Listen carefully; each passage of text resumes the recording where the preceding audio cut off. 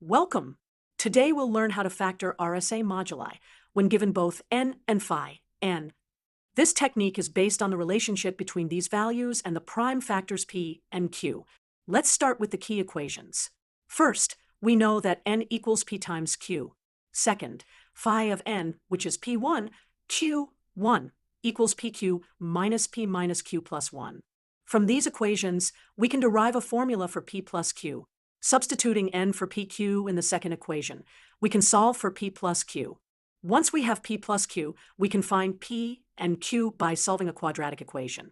The equation is x squared minus p plus q, x plus n equals 0. Let's solve our first example. Given n equals 352717 and phi of n equals 351520.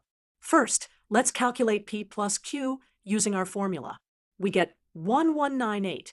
Now we can substitute this into our quadratic equation. Using the quadratic formula, we find that p equals 841 and q equals 357. For our second example, we have n equals 77 and phi of n equals 72. Using our formula, p plus q equals 6. This gives us the quadratic equation x squared minus 6x plus 77 equals 0. Solving this quadratic equation, we get p equals 7 and q equals 11. For our third example, n equals 109404161 and phi of n equals 109380612. Calculating p plus q, we get 23,550. This leads to our quadratic equation. Solving this equation, we find p equals 23,169 and q equals 381.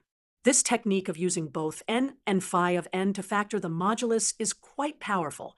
It shows why keeping phi of n secret is just as important as keeping the prime factors secret in RSA cryptography.